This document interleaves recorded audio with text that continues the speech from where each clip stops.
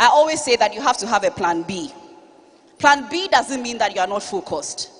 Plan B just means that sometimes you are prepared for things that you do not expect. And so have a plan B somewhere there.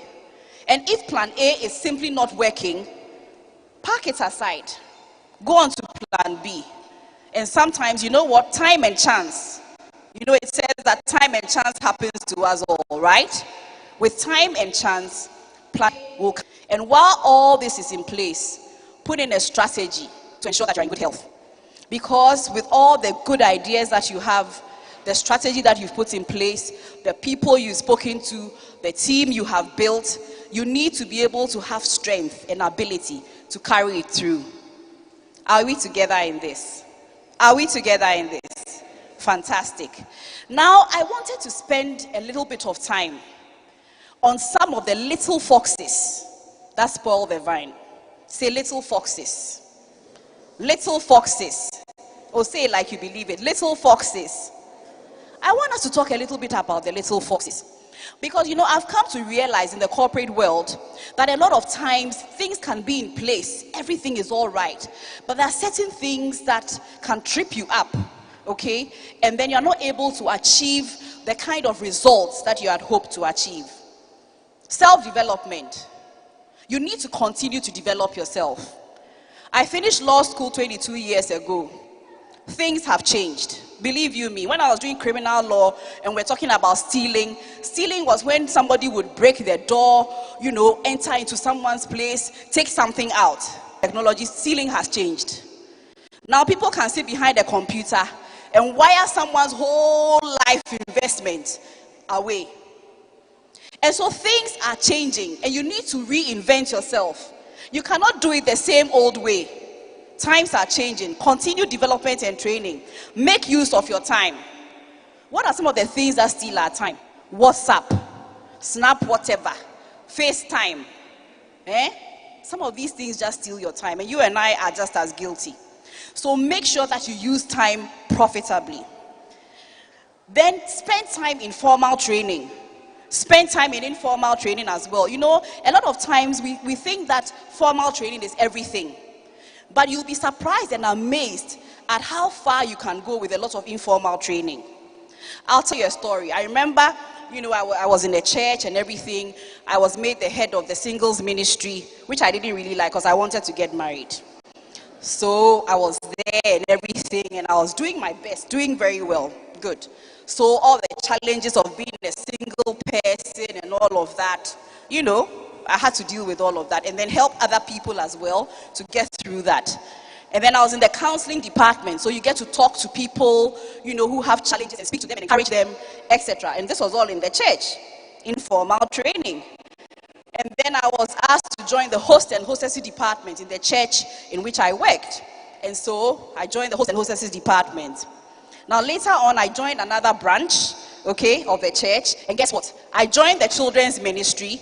And everything, children and youth ministry, and everything that I had learned in all of these three departments, the host and hostesses, singles ministry, counseling department, came to bear on it.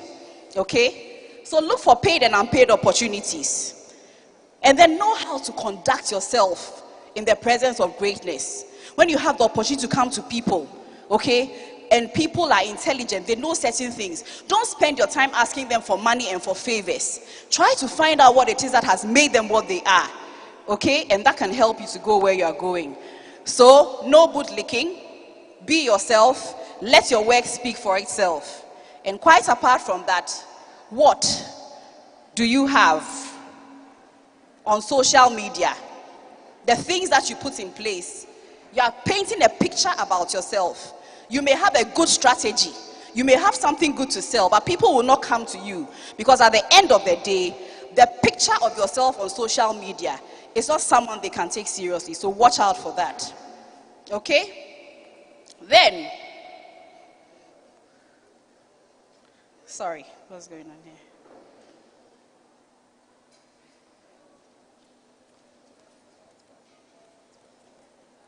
Okay. Keeps jumping. Yeah, okay. So, yes. So, apart from training and all of that, self-development. Ask yourself, mirror, mirror on the wall. You are the greatest person who can destroy the things that you have put in place. I know that sometimes you see all the weaknesses in other people, but first take a look at yourself. What do you see in the mirror? Ask yourself, what is my Achilles heel? Now, when they say Achilles heel, it's a big word. Say Achilles heel. Okay? But at the end of the day, Achilles heel simply refers to a weakness in spite of overall strengths, which can lead to a downfall.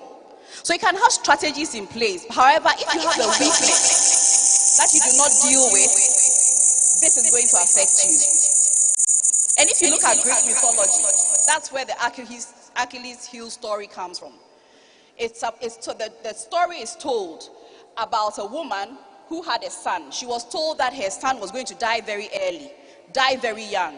And so to fortify him, she dipped him into a river that had mystical powers that could strengthen him. And it is told that she held him, by his heel as she dipped him in the water. And so when she dipped him in the water, you realize that every part of his body was covered. But his heel, because she was holding that part of it, his heel was not covered. As he began to grow, he began to do exploits. He would go onto the field, he would fight battles, he won many battles.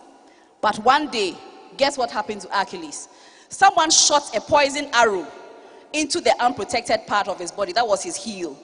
And that is what killed him very suddenly. So beware of your Achilles heel. What are your weaknesses? Sometimes you make excuses. Sometimes it's the way you speak. Even when you are right, be gracious. Even when you are right. Don't talk down to people. Know how to relate to others. Take constructive criticism. Let me tell you, when you get the further up you go the ladder, it becomes very difficult for people to tell you the truth about what you are doing wrong. And so right now, while you are young and you have friends who can tell you things, keep an ear open for constructive criticism. Okay? Listen to what people are saying. If people say that, you get too angry too quickly, don't say that, it's just because the person doesn't like me, they are saying all kinds of things. Take into consideration constructive criticism.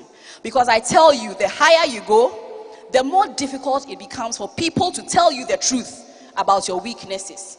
And if you don't develop that attitude of laying back, standing back, listening to what people say so that you can change your ways, you're going to have some difficulty. Okay? Develop yourself and others. Don't be lazy, be diligent. Don't do things shoddily. I've come to realize that a lot of times we're in a hurry to do things, and we do things very quickly. Okay? In the global context, you've got to be deliberate. If you have a strategy that you are carrying out, you've got to be deliberate. You've got to make sure that you've got everything in place so that when you take the steps, you'll be effective. Am I getting somewhere? Am I getting somewhere? Fantastic. And now to something that I think is extremely important. In the global context, diversity is very important. Diversity is extremely important. Take MTN, the number one company, telecommunications company in Ghana. We are in 22 operations, okay? We have the MTN group, and there are 22 countries. And so Ghana is one of the 22 operating companies within the MTN group.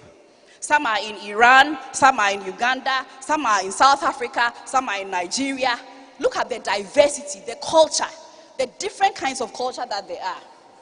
And so if you are not able to, deal with diversity, how successful are you going to be? Now look at this creature. Does it frighten you? Oh, come on. Does it frighten you? I mean, you ask yourself, what is this? Hey!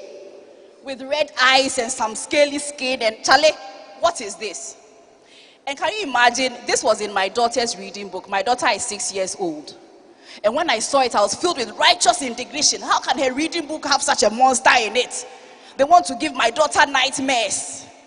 And here I was, self-righteous, And so I wanted to go and tell the teacher that I thought that this was a terrible book to give a 6-year-old. But then to make my point, I had to read the book, right? So that when I'm giving the arguments and telling them the way they should have done this and they shouldn't have done that, then I would have made my point. Okay? So I went close and I read the poem. But I'm not going to tell you the poem. I'll leave it for last. Here we go. Back to diversity. We'll get back to the picture in a second. The world is now a global village. And that is just, everyone is just a click away. I've told you, people from all over the world. I gave you the MTN story. We want to make lives brighter. We have a strategy. We want to go ahead. We need to do it with people who are different from us. Diversity comes as regards age, gender, religion, sexual orientation, race, ethnicity, class, you name it. There's diversity in all of that. And we all have to come together, pitch together, and work together to get results. Now, if you have a fantastic strategy and you do not manage diversity, you are in trouble. Yet, when diversity is well managed, talents come out, skills, excessive experiences are available for everyone to learn from. It creates innovation, grows the talent pool. After all, you are learning from people in other jurisdictions. And then you recognize that each individual is unique and there are individual differences that must be considered. So back to our monster. The monster had certain attributes. Didn't look nice, looked frightening, everything. And I was ready to go to the school and tell them, how dare you give my daughter this kind of thing to read? You give her nightmares. And then I read the poem entitled A Strange New Friend by Peggy Clulo. And here it goes. He sat in the corner, just staring at me. His eyes bright and shiny and red as can be. He had long pointed fingers and a green scaly scale. And it gave me shivers just looking at him. But then I looked closer, and to my surprise, I noticed the monster had tears in his eyes. He looked at me sadly and started to speak. And the tears fell like rain down his green, scaly cheek. Oh, please don't be frightened, he sobbed through his tears. I've wanted a playmate for so many years. And then when I saw you this bright sunny day, I hoped and hoped that you wanted to play. So I sat down beside him and took his green hand. I'd made a new friend, and the feeling was grand. This is having a friend. I was ashamed. Here was this 6-year-old book teaching you to accept people who are different than you are. And when you come close to them, there are things that you are going to learn about. In the years that we live in today, in the times that we live in today, you can have a perfect strategy, but you need to develop yourself. You need to put things in place. You need to have a plan. You need to develop yourself. You need to look out for your weaknesses. What is your Achilles heel? Make sure that it doesn't trip you. And above all, be open. Learn from people who are different from you. Who knows? There will be a lot that you will learn. Far more than you ever imagined. Thank you.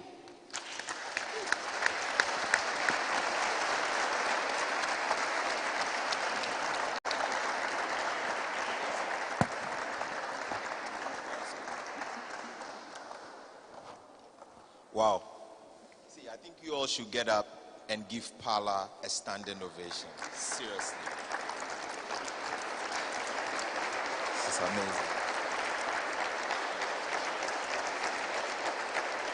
Thank you.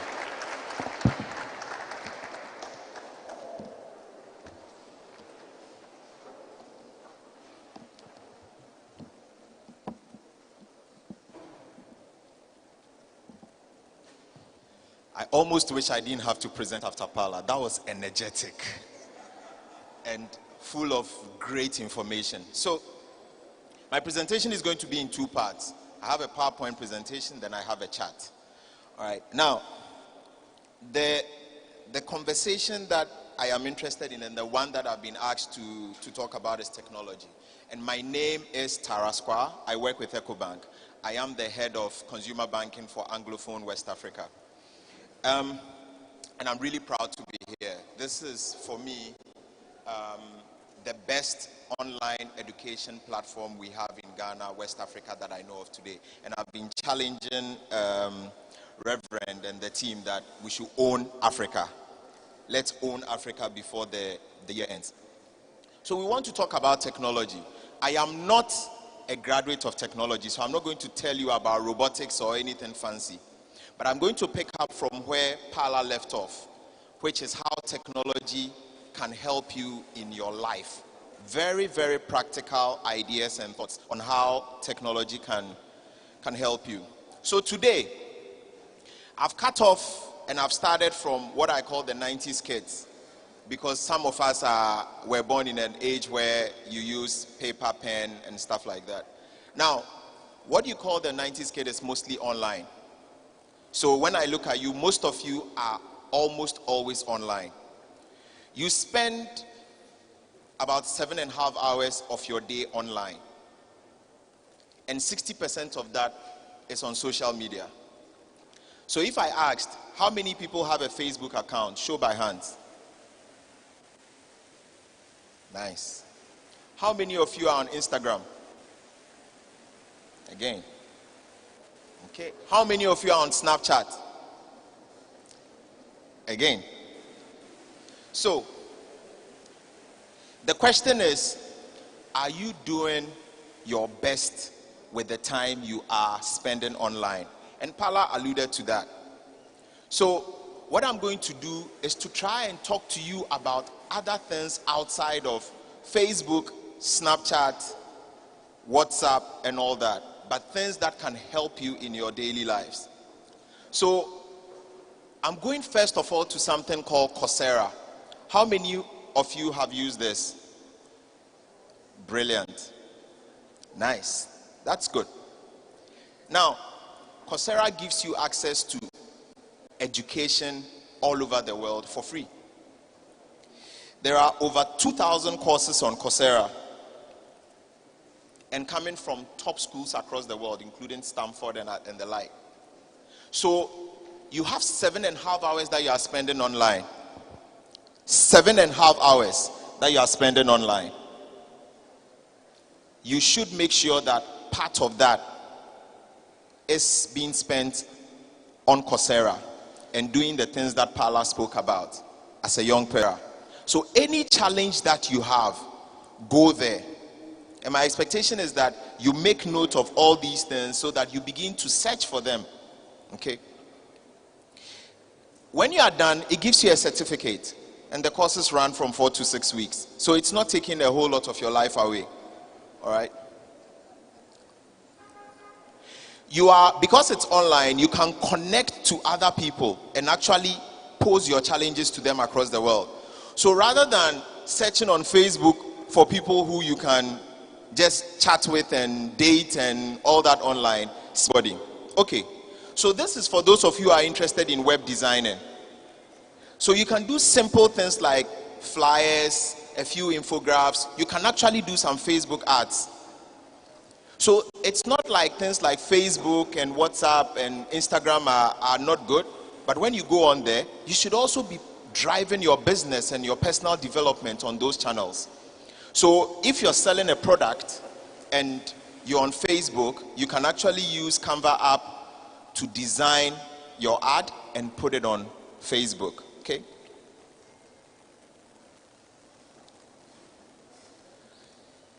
The next one is one of my personal favorites. For those of you who are working in corporate world or who have your own business running, or actually who are responsible for certain family projects. Trello is a project management tool, very simple, and it's also on the Play Store. So you can go in there, you can add all the people who are involved in the project, you can assign tasks, you can follow progress, and people can update Trello. One of my personal favorites, because I'm not a very organized person. So some of the features: syncs access to all your mobile devices, so you have a tablet, you have a phone, and real-time collaboration, meaning you can be updating, your daddy can be updating, your wife can be updating, your husband can be updating. Before I move on to the next, I realize that the age groups are a bit different. There's something called iExcel, which is also for kids. And it's also a bit like Coursera. It also has learning material available. So kids can go in there and be able to learn across subjects. It's a virtual classroom. So take advantage of that and also educate yourself. So again, another one that is for those of you who've started using Excel and a few other things in your regular life or in your work life. Google has what we call Google Sheets. Also has real-time collaboration. Different people working on a project can basically update at different times, different portions of this Excel sheet. It's free to use. Again, it's synced across all your mobile devices. So as I go through these things, I'm asking you to take note of it, experience it, use it, and become skilled in it. So this is really the end of my, let me call it my PowerPoint presentation, because I didn't want to flood you with too many things. But the point of it is, there are so many different things that are available digitally to help change your life. And I'm going to pick a few areas and we will continue this conversation. Now, obviously, I work with EcoBank, so I'm going to talk about finance and banking and all that. And I think when Paula worked up, she also talked about us being from a different era and how stealing was where you break into somebody's home and all that. Remember that there was a time when banking, financial transactions were one direction, one dimension. You walk into a banking hall, you open a bank account. Anytime you want to deposit money or withdraw money, you go back to the bank and you do just that. We have evolved. My brother from MTN, Richard, spoke about mobile money. How many of you have mobile money wallets? Okay. How many of you have bank accounts? Nice. My work is easy. So, EcoBank has led the way in ensuring that you can do your banking on your mobile phone. So just like I mentioned Trello, I mentioned Coursera, I mentioned IXL, we have the EcoBank mobile app that enables you to start your journey in banking by opening a bank account right there on your mobile phone. And it continues. You can transfer money, you can move money to mobile wallets, you can do also, you can actually block your card. So assuming you have a debit card and you had an issue with it, you can block it right there on your phone. You can add your bank card from another bank to the app so you can continue to transact. So you've already been told to download the app, open an account if you don't have an EcoBank account, or attach your card if you are with another bank. Now, when you do that, you'd want to do stuff with an account that is purely on your mobile phone. So you'd like to shop. You'd like to do other things. Now, hitherto a few years ago, if you wanted to shop, you had to go to the market or you had to go to a supermarket or something physically. Today in Ghana, you don't have to. You don't have to. There are sites like Market Express, there's Jumia Foods. There are all these sites that you can, in the comfort of your home or your office or whatever, you can actually shop for banche, for bodier, for intos, for everything, and it will be delivered right to your doorstep. And of course, you would have opportunity to pay digitally with some of the tools that EcoBank, financial institutions like EcoBank will offer you. Today, our dear Electricity Corporation of Ghana has launched its online app. Do you know that? So today, you do not need, well, not everybody, but you do not need necessarily to go to the ECG pay point to buy your electricity. Travel, how do we get around? We've moved from walking, running, to donkeys, horses, vehicles. And when you come to vehicles, there was a time when you had to go somewhere, you had to walk to the station and then board the bus or the taxi or whatever transportation that you required. Today, what do you do? What do you do? That's powerful. Uber. Now, do you know that there are Ghanaian options around? Can anybody name some of them? Yenko taxi. I like this. So, you see, I didn't really have to do this. But the problem is, are you using these things? So when somebody talks to you about EcoBank mobile app, you think, oh, it's one of those things that I came to Springboard and I'm spoken to about, and yes, I have knowledge, I store it. That knowledge is useless until you use it. You actually go ahead and use that knowledge in downloading the app, opening a bank account, managing your finances, going to pay points and paying with your mobile phone rather than counting cash. So, I also remember that there's been a lot of jokes in Ghana about trying to get directions from somebody when you are going somewhere. Oh, blue kiosk, all this and that.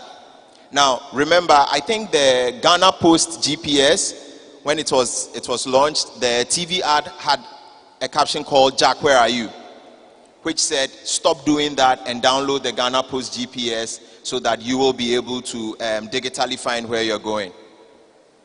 Now, remember that before this, you could actually simply go to Google Maps and put in your location, Calvary, Charismatic, and you would be given the directions and you would eventually get to your destination.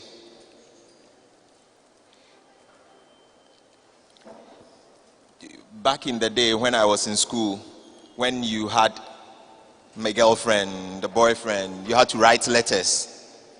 And there will be times when it's Vows Day or whatever it is that people do these days. Will you get a card? Will you get a letter? Will somebody have written to you? And trust me, it was a big deal if you didn't get a card on your birthday from somebody who claims to care about you, or once in a while you didn't get a letter written on a sheet that was pink or purple with some flowers in the corner. And people made an art of finding the nicest of those so they can write letters on them.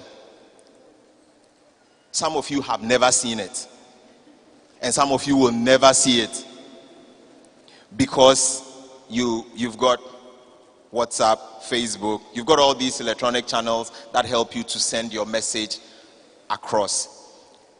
Most families I know today have a WhatsApp group. Does your family have a WhatsApp group? Thank you. So, I am wrapping up now. What I want to say is, your mobile phone gives you a tool, a channel, to deliver everything that Paula talked about. It depends on your perspective and the tools you are using. If you stay 60% of the time on Snapchat, taking selfies, doing all sorts of things, life will pass you by. If you want to put the things Paula has taught you in action, pick up some of the tools I've spoken about and actually start asking yourself the question. The first thing she said is, what's your vision? Start from that point and start asking yourself, how do these tools enable me to realize that vision that Paula spoke about? I am not a technology person.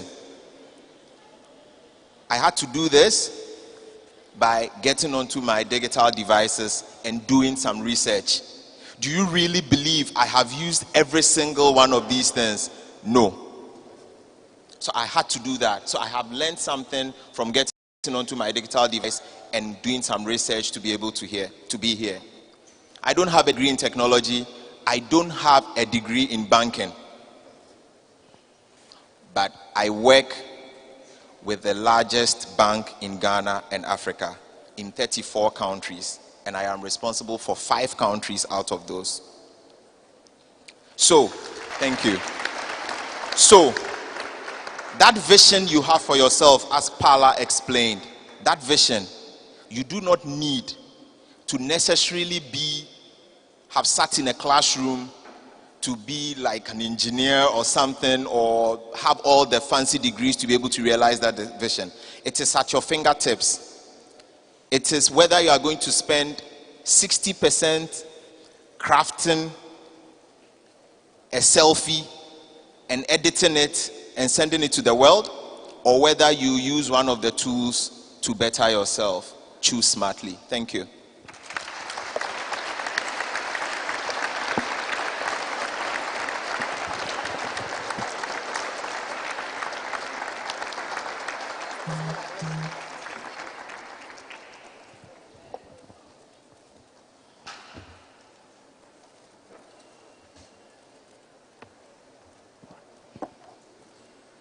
Hello. Good afternoon. You know, if you are the last speaker after these two powerful speakers, you have to trust the Lord, isn't it? Today I'm going to speak on secret of wealth creation, or secret of wealth creators. Having listened to strategies, having listened to, it must have meaning in your life. In other words, it must add value to your life. My name is Amenyo Setoji. I'm the MD of... Yeah, in terms of outline, I'll start with wealth creation. I'll move on to financial planning and budgeting, because before you succeed in wealth creation, there are two tools or two routes you have to pass through: financial planning and budgeting, investment itself, and I'll conclude within the next 20 minutes. What is wealth? To many people, wealth could mean having numerous houses, cozy houses. To somebody, it's about gold or having a lot of money in the bank.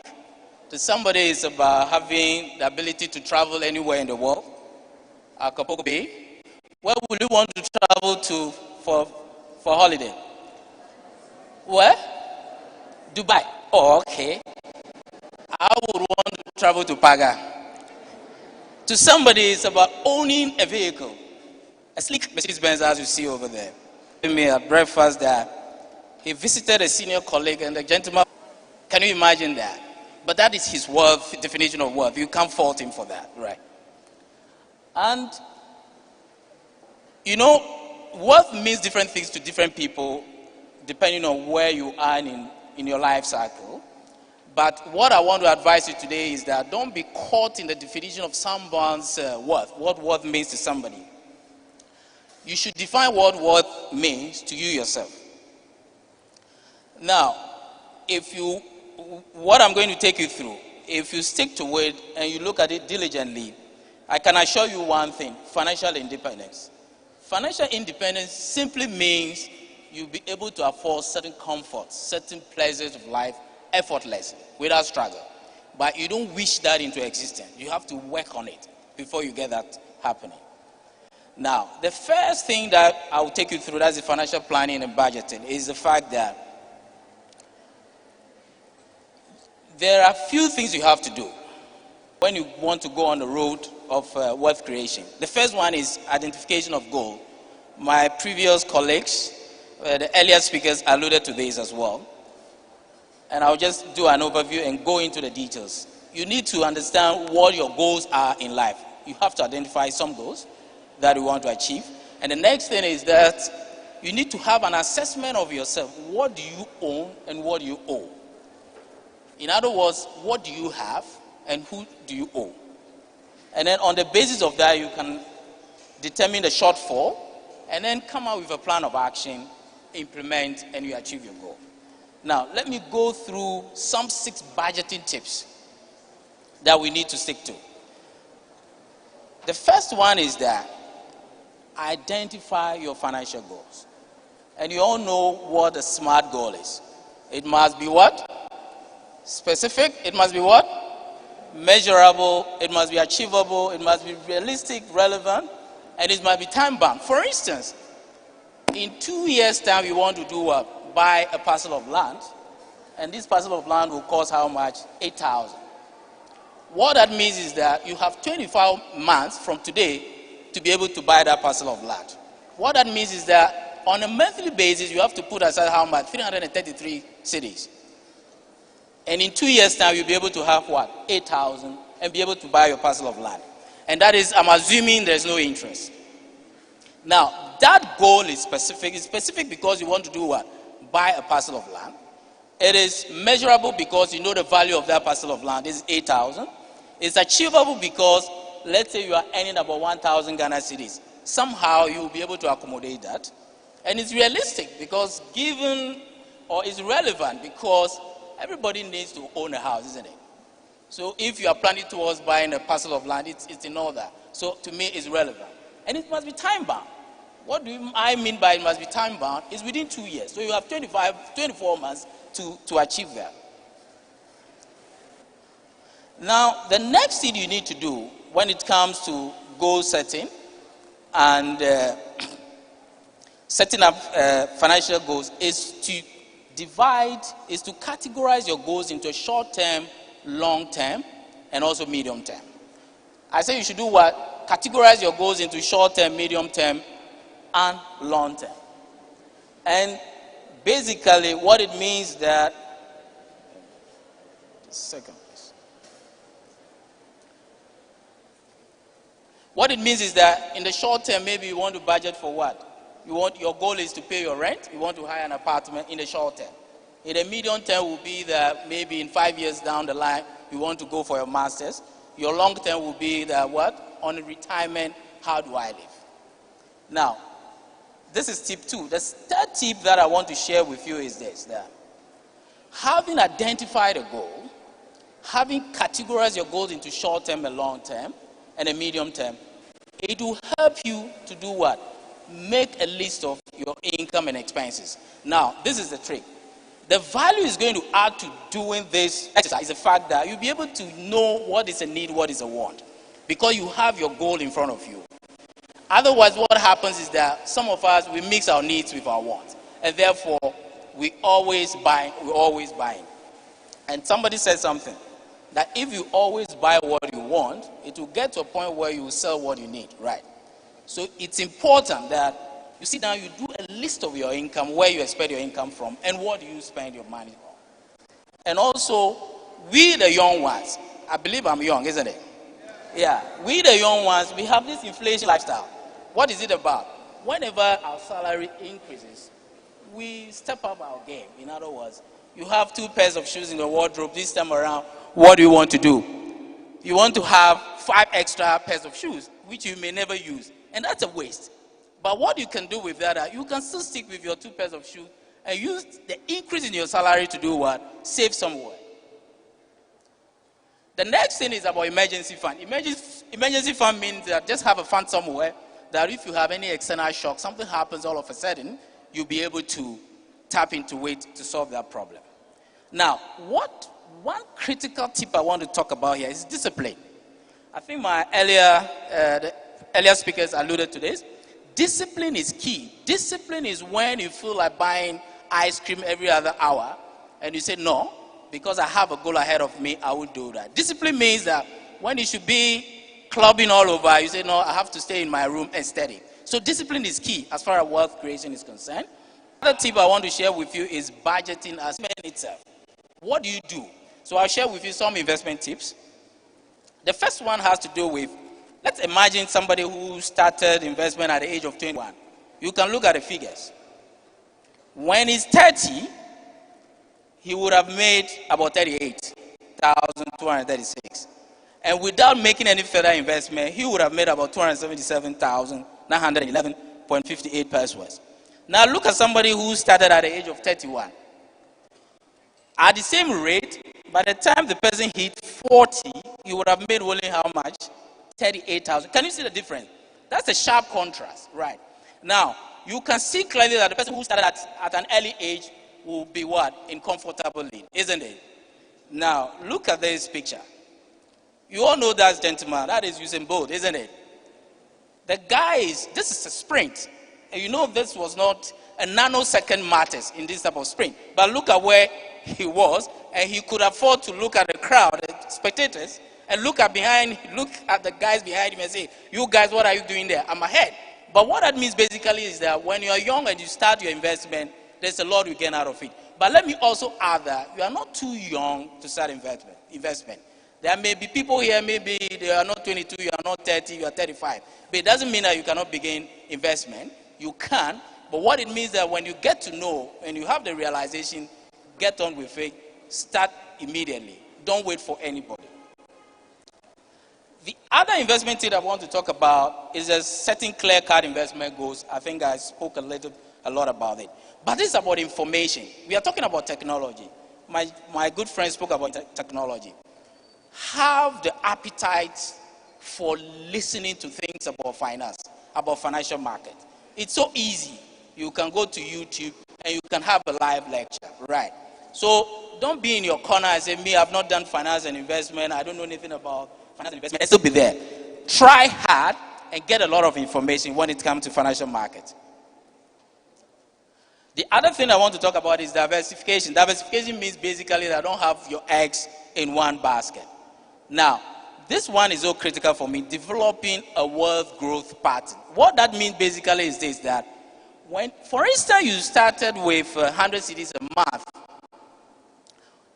this year, 2018, come 2019, if you have a salary increment, it's just good that you increase your monthly investment to what? 200, 110, 150. So have that wealth growth pattern. The next thing I want to talk about is consistency. Consistency is key when it comes to investment or when it comes to wealth creation. When you look at the chart here, the consistent investor, he consistently invested for 1 year, 100 cedis a month, and look at what he or she earned, 1.338, 1,338. The gentleman who started in January, February, and said, what is it about investment? Let me go and chill small. He did not invest in March. He started again in April and May and waited somewhere for almost 3 months and started. How much did he make at the end of the year? 600 and what? 83. Can you see the difference? That's a huge difference. So what is required in investment or wealth creation is consistency. The other thing I want to talk about is boosting your earning power. You may not be earning much today, but what it means basically is that work on yourself. It could be that you need to go for further studies. It could be that you have a first degree already. You want to go for masters. What that means is that when you finish your master, you are better qualified, you are more competent, and you deliver. When you deliver well, you get what? Your earning enhances. And let me say, I know all of us are very ambitious. I'm also ambitious. But don't take the risks that will give you sleepless night, right? Just be realistic. Know what you can achieve, what you cannot achieve. Let it be within limits. And the other tip I want to talk about is asking. Ask for information. Be curious. Talk to people. Come to our stand and ask questions about our product. Just be curious. Don't stay in your corner and say, I know it or I don't know it. Ask. And the last thing I want to talk about here is invest now. The time is now. Don't wait for no man. Don't wait for anybody to sort of influence you or push you before you invest. The time is now. Invest with First Bank. But there's something I did not tell you before I started the presentation. First Bank actually is the investment bank of the year. Say that after me. First Bank is what? Investment bank of the year. So it's the bank to invest with, isn't it? And briefly, we have an office here on the second floor. No, the first floor of second floor of Nicholas Plaza. No, sorry, Duffier Towers. Sorry, second floor of Duffier Towers, Edum. Thank you very much.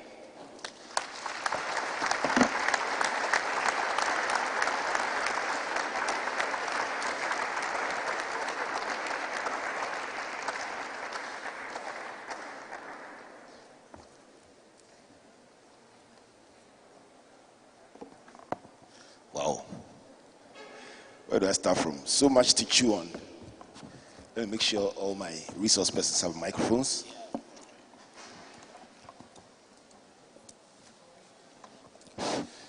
Let's appreciate one more time, in the order in which they presented, Pala,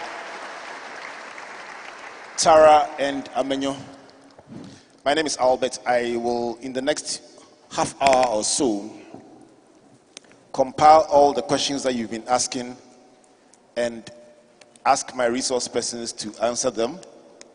So if you haven't sent your questions as yet, there are two ways to do that. You can either send them by WhatsApp. Technical team, just project the number again. If you are listening online, it's the same number to send your questions to: 024-9999-555. That's the number to send your questions to. If you also are watching the stream, you can actually send your questions by posting them on the thread, and it's quite an active debate currently going on. Let me start by telling you what I have learned myself by listening to the three speakers. Lots of them, but I will just share one from each of the speakers. Paula, I think that the point you made about the Achilles heel was very scary, because it speaks to the fact that one mistake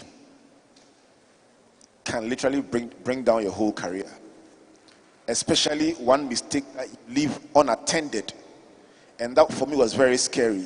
And that's the one point I took away from you. Tara, among other things, I learned from you that there are smart solutions for everything that you want to do. And if you made time to explore them, you will find one that meets your need. When you got to the Convo app, Convo said, write it down for me. And I think I wrote down the Trello. Is it Trello? I wrote down the Trello for obvious reasons. And so that was the big takeaway from you. Your youth spoke about the fact that when you start early, it gives you an obvious advantage in investment. And I will never forget hearing about investment and Comfort and I saying that's a brilliant idea several years ago, and saying that's really brilliant. And we didn't respond immediately. And that year, the market in Ghana collectively grew by an astronomical 123%. And it was such a heartbreaking thing that we did not move. So today is the day when you hear something like this to act. And the time is when? The time is when? So at this point, I would like to ask you, if you have your questions, to send them via 024-9999-555. And let me see the questions that have come through so far. Let me start from Augustina right here in the hall. Augustina says, when you have plans of things you would like to do outside your academics, but the one who takes care of you does not agree for you to engage in them, what do you do? Papa, let me start with you. Parental consent for your great ideas. What do you do? This is not a monster that was scaring your daughter. Well, I would just say that, look, so far as you're able to do research on your own, put things down concerning the area of interest with you, you can still go ahead and do that while pursuing the course that your guardian or your parents have for you, because you are not paying your own fees, and so you can't just disobey them and go outside of that. That could also derail you. And what I would encourage you to do is that even though you may not particularly find that aspect too interesting, find ways of using that to develop yourself. Notwithstanding, I'm sure that at the end of the day, by the time you finish with that course, you can always get on. There'll come a point in time where you can always get on to the area that you find interesting. And by that time, because you're doing research, you're writing things down, you would have built a lot of information around that, and then taking off should be very simple. So if you realize from the presentation, I spoke about time and chance. For the one that you're not allowed to do now, park it, develop it in your own little way, and when the time is right, you can take off with that. Right. Tara, you seem to have had an experience before of parental disagreement. Absolutely. And I'd like to pick from some of the stuff Paula shared to say what I would have done differently. Because I think we have to understand that our parents or our guardians usually want to choose a path for us because they think, I have been there. And I can assure you, I've seen somebody else do it, and it's the best path to success. So I think Paula kept talking about vision and talked about options and talked about all those things. Put it into practice. Put down all the things she said and actually go ahead and present to whoever it is, your parent or guardian who is saying, no, don't do this, do this. And actually say, if I do what you're saying, these are the options. If I do what I'm saying, these are the options. And these are my strengths, why I think I can do better in this. And it all comes down to what? A good life for you in the future. So also talk about how you can make money from the path that you think you've chosen. Because there are certain things, if you came to me as my child, my daughter came, I would not have any knowledge in that area. So I would have probably to go and do some research. But if she came to me with the research done, trust me, I would find it very difficult to say, hey, no, don't go there. When she has presented me with proof that this is the way to go. I'd like to add that to the answer. Right. Let me just also say that, just latch on to your last point. Sometimes in making the presentation to our parents, we are more emotional than logical. Hey, I want to do the thing, you're frustrating me. Listen, emotion won't get you the results. And then don't also try to say, you see, my friend and I have always wanted to do this. Your parents have paid your school fees all your life. You're telling them about your friends and you. You must be able to make a very clear, sequential, logical argument. And that is why coming to Springboard gives you an advantage. Second question comes from Peter Nkrumah, also right here in the hall. Where's Peter? Wonderful. Let me be sure that I have Augustina, whose question we answered earlier here. Augustina, where are you? Fantastic. All right. So Peter Nkrumah wants to know, Tara, is there a firm that deals with technology-related stuff that someone can consult for any help? I'm sure the solutions you provided were so many that he's thinking, can he go to somebody for guidance? What's your answer? To be honest, I don't know any company top of my mind, but I can take it upon myself to find people who can help you. So you can get in touch with me via this platform, Right. and I will look for information for you. See, I did this by also researching and talking to people.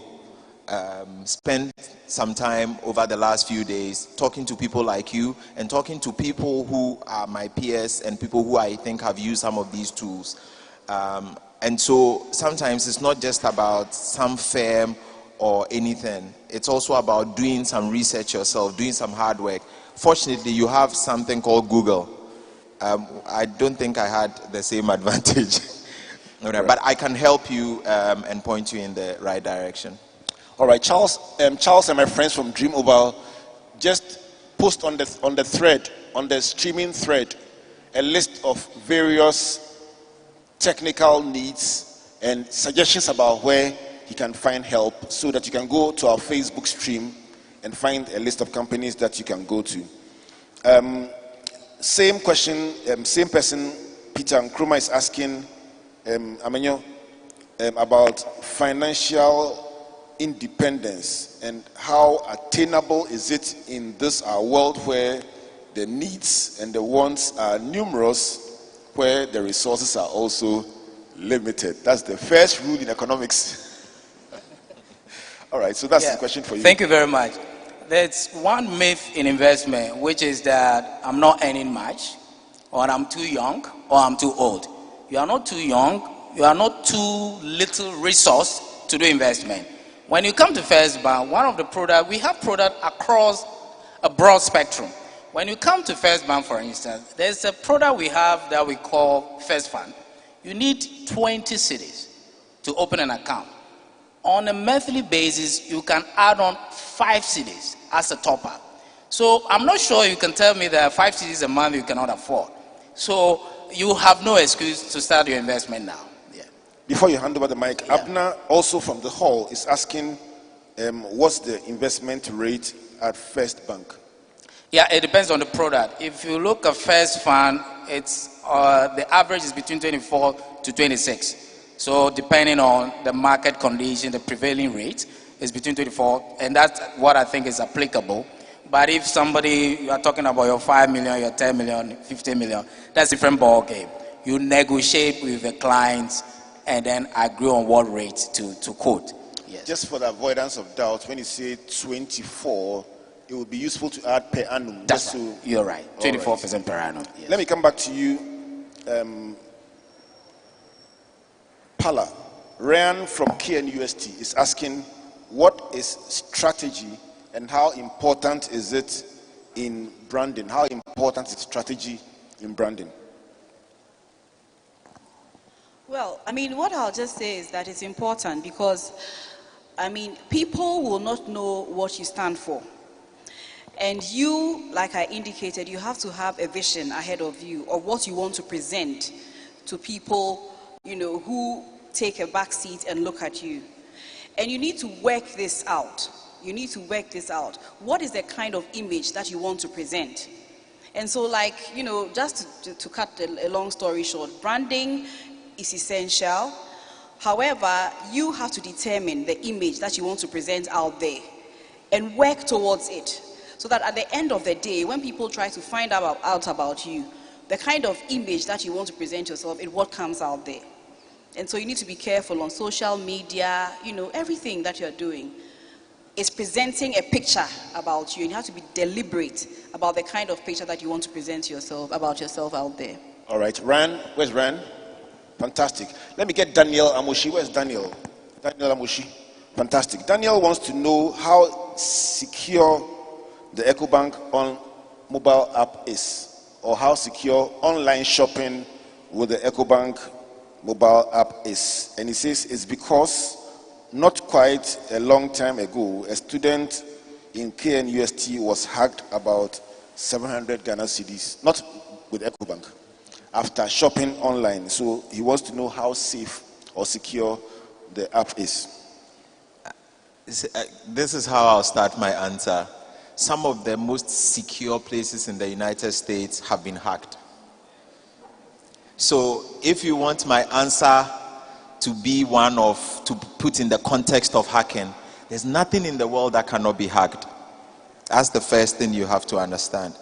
However, I doubt that a lot of power will be put behind hacking for small funds.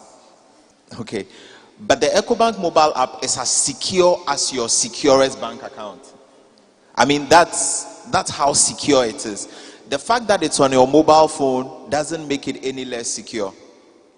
Today, people are cloning checkbooks.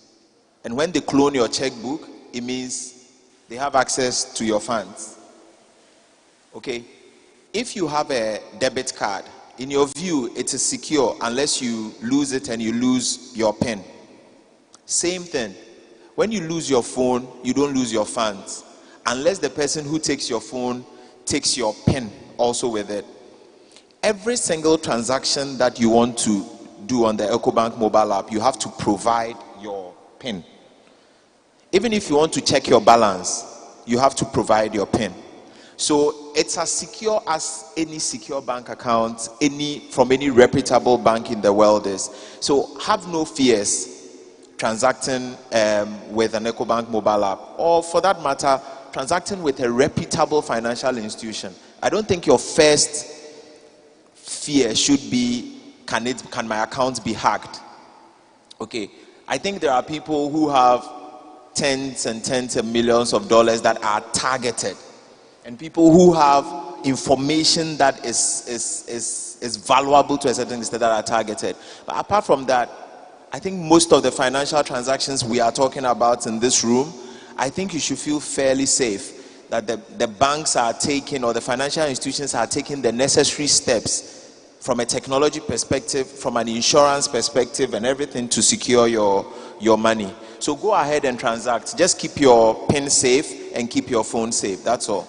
Some of you are protecting your WhatsApp messages more than you are protecting your bank account. If your WhatsApp is safe, your EcoBank mobile app is safe too. Thank you very much. Let's put our hands together for our resource persons so far.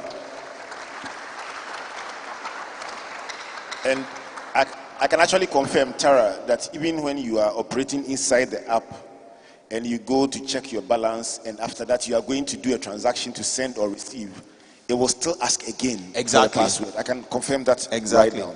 Okay, so let me come to you, Amenyo. There's a question on cryptocurrency. Yeah. Kwame Frimpong says, nice presentation. I must say we've heard about strategy, technology, and also investment.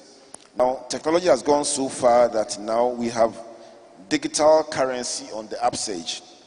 As a young person developing myself both technologically and investments, will it be prudent to invest in cryptocurrencies, and how safe is the market? That comes from Kwame Frimpong, watching us online. Okay, thank you very much. Cryptocurrency is an emerging payment system or medium of payment. And let me start by saying that any means of payment or anything that is a legal tender must be approved by the central bank. And in Ghana, the Bank of Ghana has come out clearly that that is not approved. So if you are in Ghana, I must advise that cryptocurrency is not an area to go into. However, it's an area that is coming up very strongly globally. I would advise that you do a lot of work, research into it very well, understand what cryptocurrency is all about, so much so that when we get to a point where the opportunity comes up in Ghana, you can take advantage of it. Thank you very much. Let me come to Pala again with the next round of questions. And it comes from Kwame Frimpong again, who says, if you are planning to be an entrepreneur running business after university, is it best to start a business by the bootstraps or with what is available, or first to become an employee of a good company? Do you go in straight, or do you take up a job first? I mean, what I will say is that it will depend on the amount of training that you have been able to receive, okay? If you think that you've developed yourself sufficiently to take on the business, or even where you haven't developed yourself sufficiently, you are able to form partnerships that you can put together, synergize to be able to put, a business in place, then you can go ahead. However, if you think that you need additional training, then do go out, say that go and learn under someone, pick up a few trades of office place work and how things go, and then develop yourself before you launch into the deep. So that's, in short, is what I would say. What you don't have, if you can't find in a partnership, etc., then I would say that perhaps learn under someone before you launch out. Thank you very much, Pala. So that's your answer. It depends on what is required and how ready you are, how trained you are to go into that area. Kwame, Michael is asking a similar question, but from a different angle. Michael is also in the hall here. He's saying that, can you switch your career path? And Tara, that comes to you. Can you switch your career path and focus on something you are passionate about, even when there's no money in it? I thought I had the answer until Albert ended. Is it the money bit that's worrying you? Exactly. But really, see, let me go back to, and again, I totally am in love with some of the things Pala said. You have to look at your circumstances. Working without money is very honorable if you have a way of feeding yourself, making ends meet, making the steps you want to make in life. Unfortunately, a lot of people don't work because they simply enjoy working, but because they have to make ends meet. However, I've heard multiple people say that it's actually heavenly when you do what you enjoy and you make money from it. And I think if you are doing what you enjoy and you are the best at what you do, people will find value in that thing. Because I'm sitting here right now trying to understand who cannot make money or make ends meet from doing what they enjoy. I'm simply trying to understand. There are people who are teaching people how to cook online, and they are making money off it just by teaching people how to cook. So I struggle to think of something that some of us used to enjoy, how to play football, and our parents used to say this is a hobby and suckers. Today, parents are buying football boots for their children because you can make a lot of money from what you enjoy. But in terms of coming back to the issue of switching career, you should always be able to switch career. Always, absolutely. Okay, you've heard about it's not too late to start investing. It's not too late to switch career. I'm here seriously researching on how to start a farm. I have never been a farmer, apart from helping my parents with poultry farm and selling the poultry. But I am seriously thinking about it, and I will probably, in fact, not, I will definitely start a farm. So, and I'm not that young, trust me. Give birth to many of you around here. So I still want to, diversify my portfolio. Please feel free, go ahead and switch your career.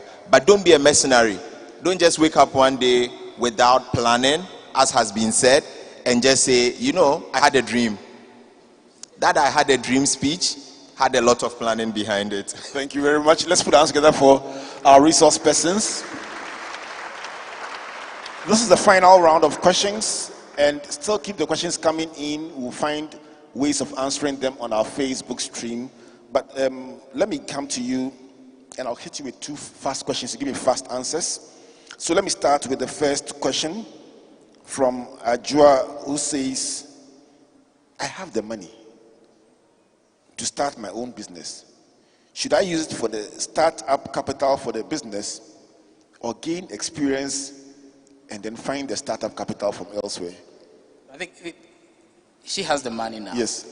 What I would advise is that, as Pala and Tara said, you don't venture into anything without doing adequate research. So you should be well informed. The project should be well researched into. And therefore, if you're not at that point and you have the money now, I would advise that do an investment in a reputable financial services company or investment bank. When you know you are there, then you can start what project you want to start with. But don't rush into it, you will lose money. Yeah. Okay. The second question that comes to you straight is from, I think, from Ajua again. She says, my challenge has been going to the bank, taking money from the bank, and going to invest it. Is there a way you can take the money straight from the bank without charging? That's a difficult bit of it. But it's so easy now. We are talking about technology. Technology has made investment so easy now. Now you can be in the comfort of your bedroom and then top up. You just star 760 *50# and you can do a top up. And you can also, anywhere in the world, we have a link on our website where you click on a visa. Even with a visa card, you can top up. Now, the point I'm making now is that you don't necessarily have to walk into a banking hall and pull out your funds before you do investment. You can even download online application form, fill it, have it signed, scan it, and forward it to us. We'll engage with you, open an account for you. The follow-up will be you use technology to do a transfer. We open accounts for Ghanaians who are living in Cote d'Ivoire, USA. They just send us the form well filled. They fund the account by way of using technology to do the transfer, and we open an account for them. Thereafter, they top up regularly. So you don't need to be restricted by space, not at all. Fantastic. Yeah. Let me come to you. And that question actually was from Otis. Where's Otis? University of Education, Winneba. You are here in the hall. All right. Otis, that was your question. I almost gave it to Ajua by mistake. That's okay. Let me come to Akosia in Shiraba, also in the hall. Akosia, are you here? Akosia, oh, wonderful. Akosia says she has one concern for you, Pala, and that is about the fact that there is a great need for women to fill more spaces at the top. And how do you, as a woman, tailor your strategy to overcome prejudices, etc., to enable you rise up the corporate ladder while still taking care of the 6-year-old daughter who brings a book with strange pictures? I think that in life you have to have a balance. You have to have a balance, make sure that everything works, all the way. But what I would say for women in the corporate environment is that strive to be the best you can ever be. Don't make excuses for yourself and use your personal circumstances, to say, because I have a child, I have this. Outsource some of the things that can be done that you would ordinarily do. I mean, the ones you can outsource them so that you can have time to also develop your career, and that will enable you to have a balance. Continue to develop yourself. At the end of the day, when you attend interviews and things, make sure that you don't just show up. And that is an advice that a friend gave to me. He said, when you go to the interview, don't just show up. Show up and perform. Make it very difficult for whoever is listening to you to reject you. And that means that you have to spend time developing yourself, improving upon every single aspect of whatever work it is that you want to do. And believe you me, if you will do that, when the opportunity comes and you stand out and you stand tall, you will be moved to the next level. Talking about interviews, Cecilia, also from the hall, is asking, what are the critical things you look for when interviewing people to work for you? Well, if I would say that I'm speaking for myself personally, you want people who have integrity and people who can solve problems. People, I mean, you're coming into a role because there's a need. I think that a lot of times when people get jobs, I say to my legal secretary, our legal secretary all the time, that you're not just a secretary, you're a manager of the work that you do. And for everything that comes up, I expect you not to run to me with the problems, but to come to me with the problem and possible solutions so that we can take a decision. And so when you're going into an interview for a specific role, prepare yourself for the challenges that you see ahead and solutions that you can bring to the table. And so for me, that's what I'll look out for. Somebody who can get results, solve problems, and make an impact in the area in which they operate. Right. So the solving problems is a big one for Pala. And talking about problem solving, Rian from Kumasi is back with one question. Tara, how can Africa develop technologically in her own capacity? I mean, maybe Rian thinks we are using a lot of imported technology. What's your response? I'm not sure about imported technology because I think technology is universal. There are lots of things that have been developed locally. EcoBank mobile app is not imported. It's developed right here in Africa by Africans. My brothers from Dream Oval are always developing new stuff. Deridin Dazi schooled in Ghana, and he's doing stuff. Slide Pay was developed right here in Ghana. I think the question I'd like to ask everybody listening is that, are you prepared to take a chance on African technology? Because it is out there. But the problem is you spend more time on Snapchat than you spend on... Do you know about Snoocode? Have you heard about Snoocode? So Snoocode helps you to locate places. It was there before Ghana Post GPS. How many of you, show by hands, have downloaded the Ghana Post GPS and actually plotted the address to your home? Less than 5%. So take a chance on the technology available because it is there. There are so many young people developing stuff who are saying, nobody is supporting us. Nobody is taking advantage of the technology. So find it, take advantage of it, and you empower other young people like you to do even more. That's my answer.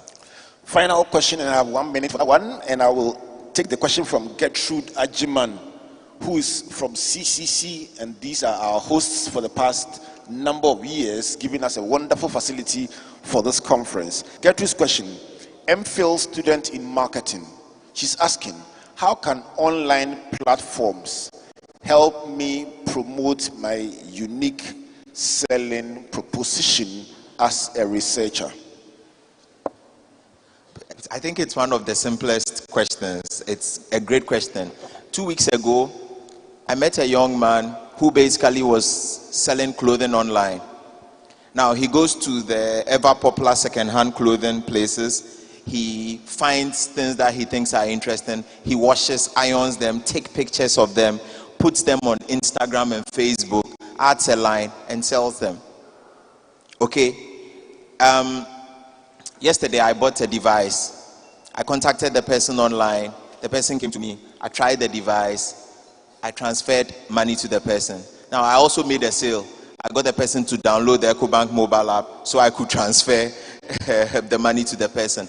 I sold another product. I said, you know what? You can have a QR code that will enable me to have paid even without you being here. So, this is the thing. If you have a unique selling proposition, you are 10 steps ahead of the world. all you need to do is to ask yourself, where is your audience? So if your audience is sitting on Snapchat, if they are sitting on Instagram, then find them there. If they are sitting on LinkedIn, find them there. If they are sitting on YouTube. So for example, if what you are doing is music related, and you know that majority of Ghanaians go onto YouTube to listen to music there, find a YouTube channel, open one, put your product there. Okay? If you find out that the people you want to sell to, you want to sell earrings, you have bamboo earrings, no one has them. The people you want to sell to are taking selfies on Instagram, put it there. So it's the easiest answer. You have a unique selling proposition, you are 10 steps ahead of the game. Find where your audience is, take pictures that are flattering to the product. Don't take lousy pictures. The same way you put a lousy selfie online, don't put a lousy picture of your product online. It won't appeal to anybody. Somebody mentioned branding, packaging. That is where it comes in.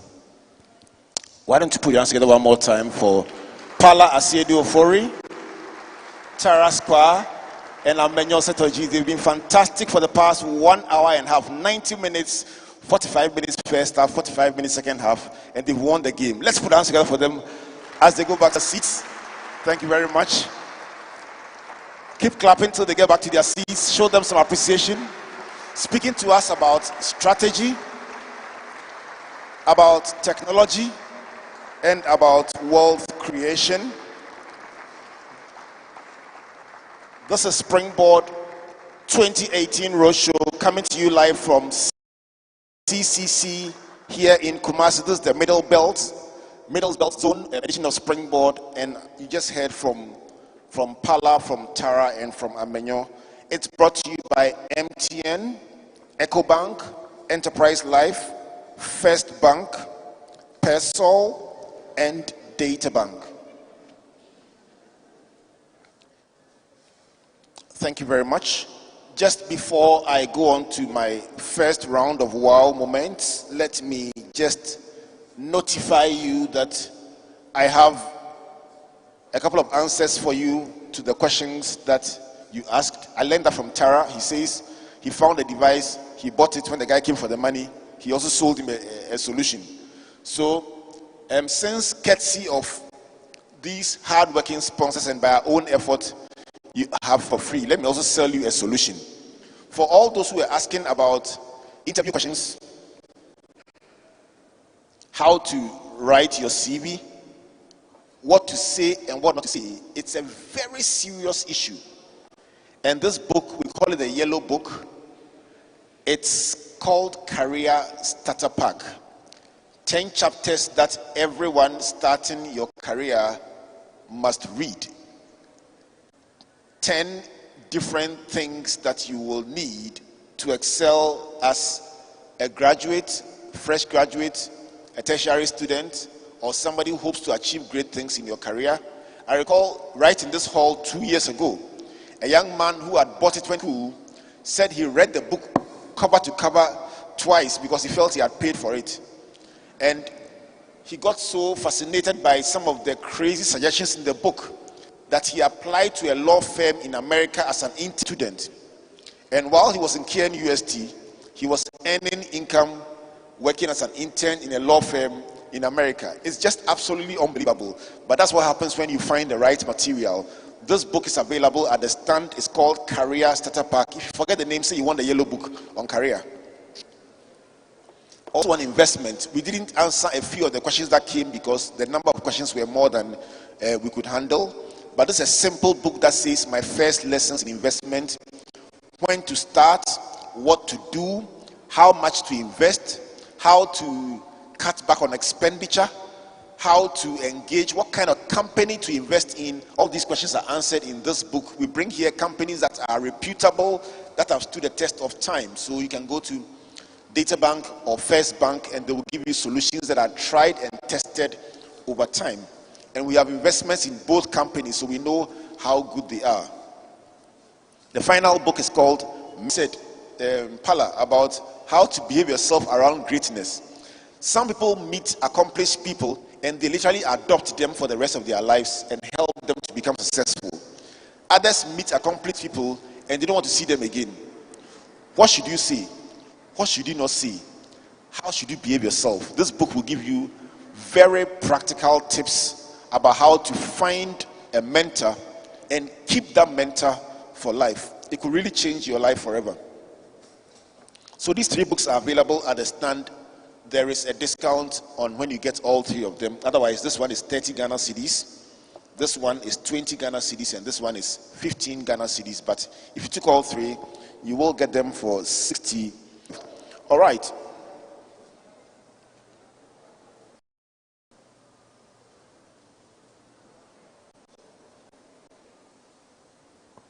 All right. So let me start with the wow moments now. Anybody here who needs some gifts? You've learned something and you want some gifts to take away? Who wants some wow moments now? Wow. Let me start with.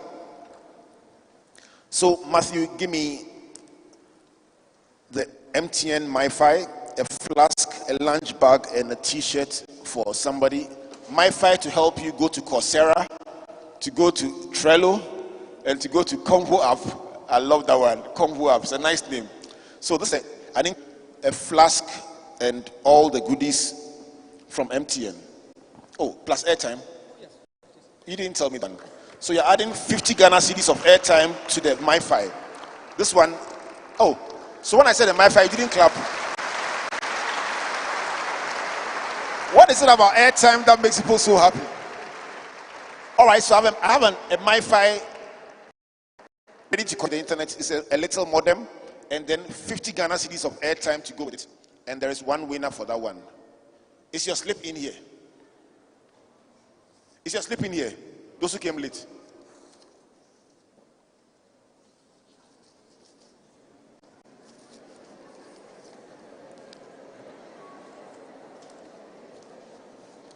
So what if you said oh and your name was the one I was about to pick and I put it? All right. At the count of 3, let's go. So this person gets to win the MiFi, 50 Ghana cedis of airtime, the flask, and all the goodies. And your name is...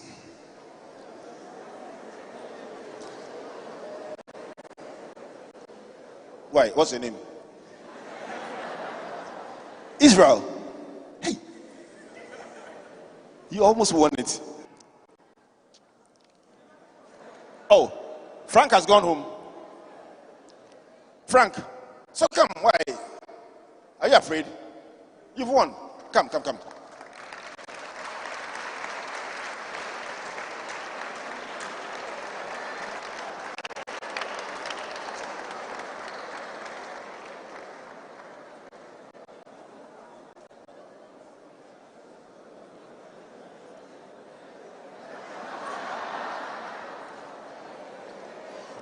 What happened?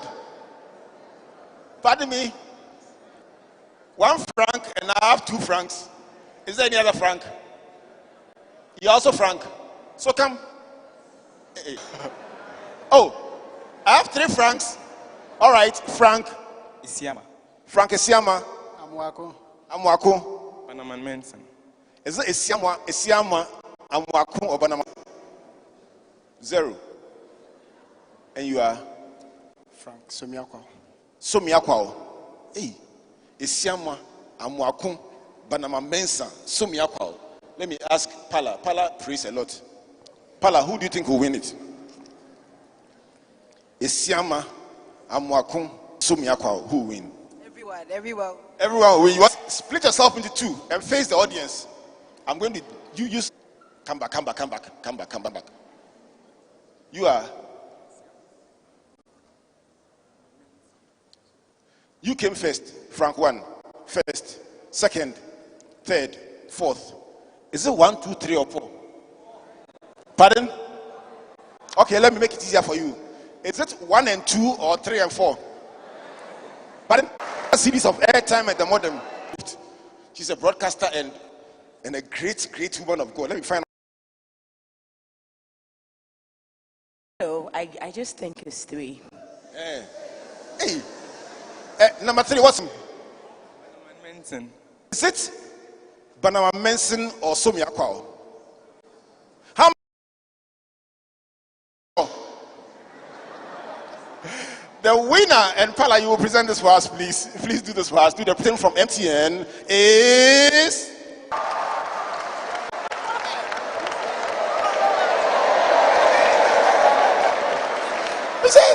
She says, but I'm amazing. She win. So now I know for sure. Now stay here. I know for sure. Now when I call 12 pull up, I'll call now. And whoever she says has won has really won.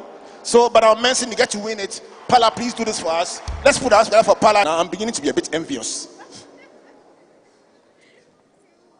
So the modem, the edge. Isn't that lovely? Put your hands together for him. And it's all yours. Enjoy it. All right. Now please don't go. You are the in-house prophet. These days, prophets are doing all kinds of things. So let's see something positive. All right. Let's announce the first 5 winners. We'll do that after. Right. So let's do one consolation. Then we'll go on a break. When we come back, there is a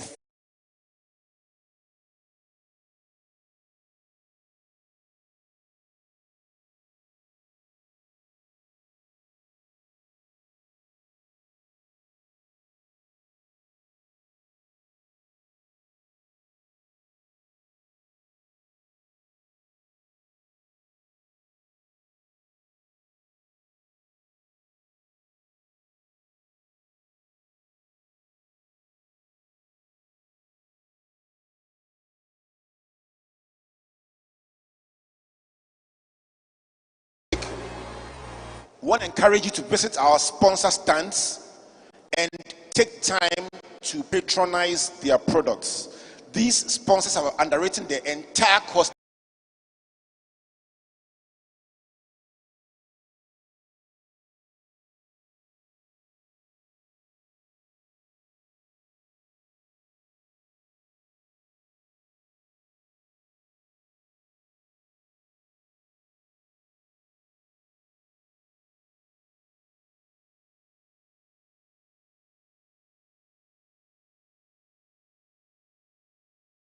Them. A big thank you. Let's put us together for MTN, EcoBank, DataBank, Pesol, Enterprise Life, First Bank for putting this together. We are grateful to them.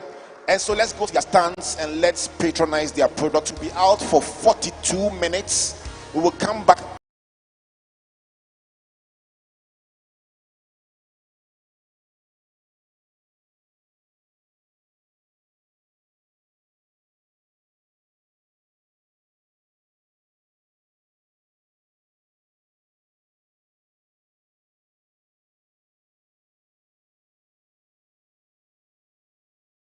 At 3 p.m. prompt. Matthew, is that correct?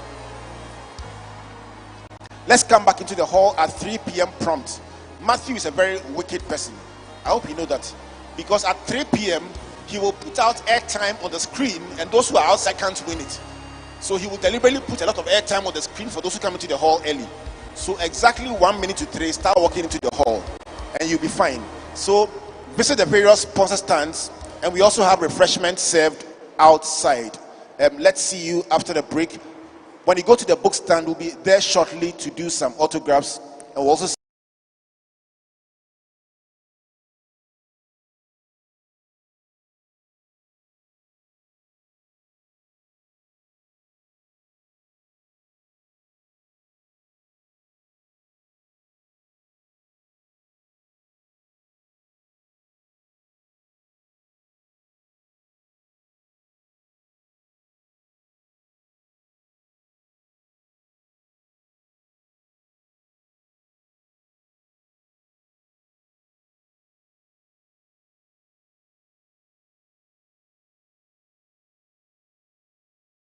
sign autographs at the end of the program, along with the other speakers. So let's go to the various stands and let's see you back at 3 p.m.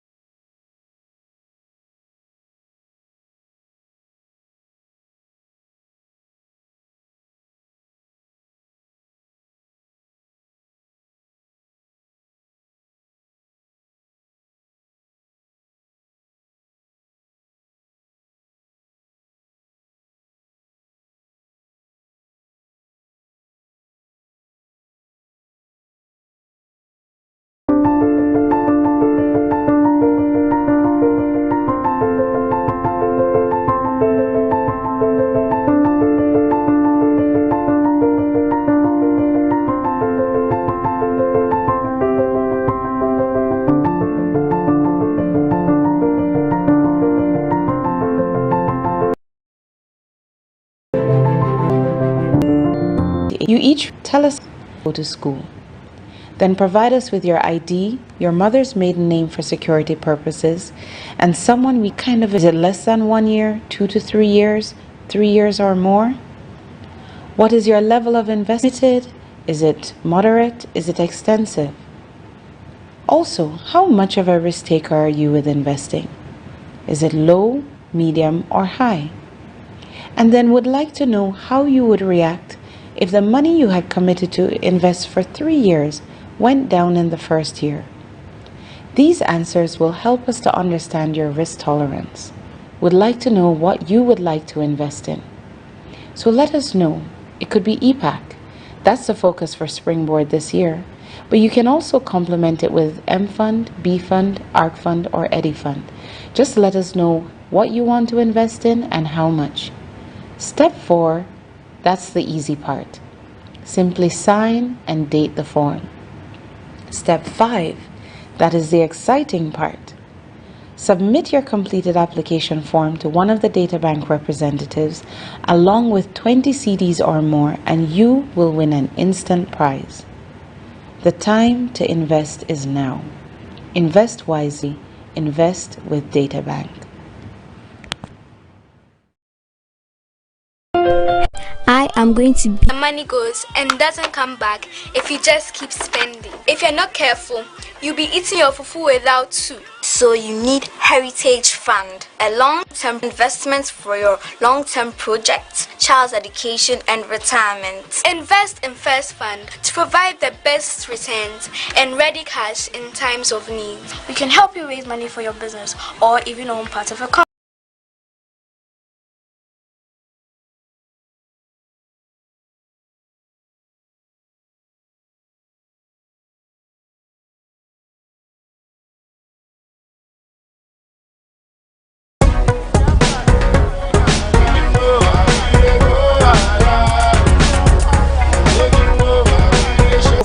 Charlie, keep doing it. There's a next be.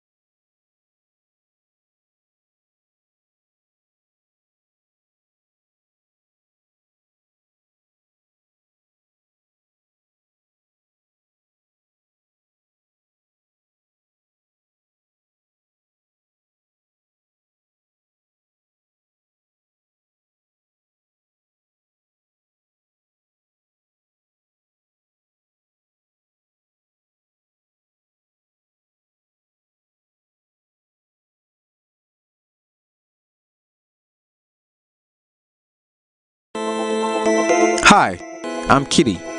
You probably know me as MTN Hitmaker winner and a singer. But there's a lot more to me, like playing the guitar. I love photography. I've got mad skills. And I'm also a world-class chef.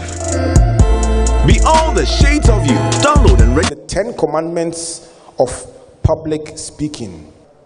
At this point, let me run by you 10 of the most important things that one would need to be a great public speaker. I call them the 10 attributes or the 10 commandments of all successful public speakers. What the world's greatest public speakers have in common.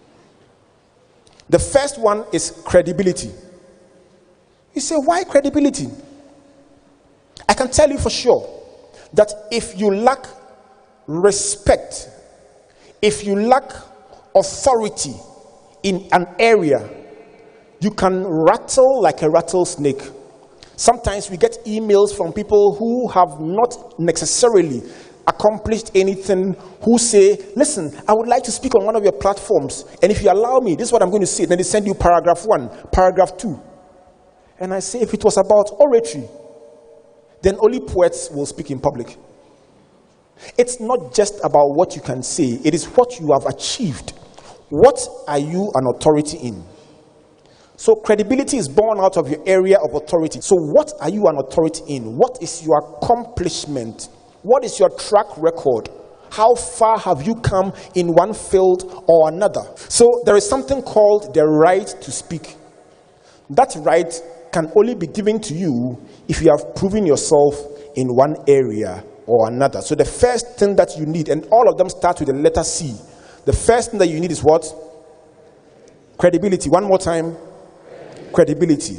The second one, character. And you are saying, so where does the speaking come in? No, you need character first.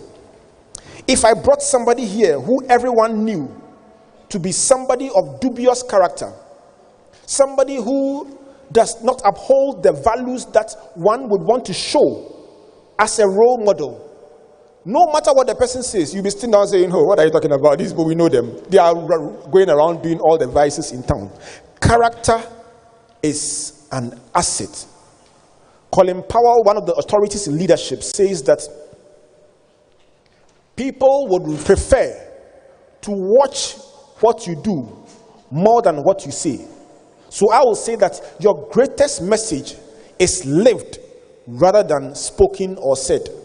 And so if you are telling people about punctuality, they must see you live it.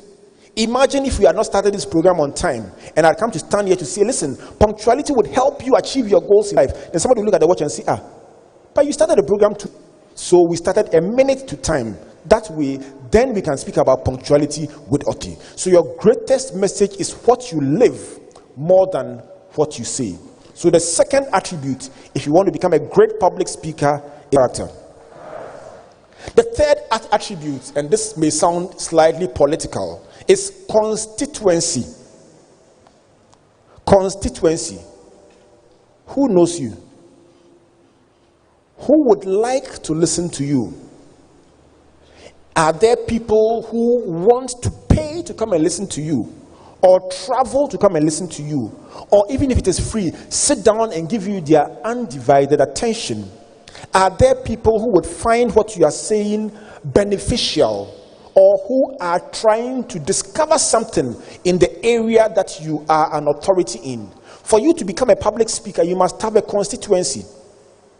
That means that there must be people who are either beneficiaries,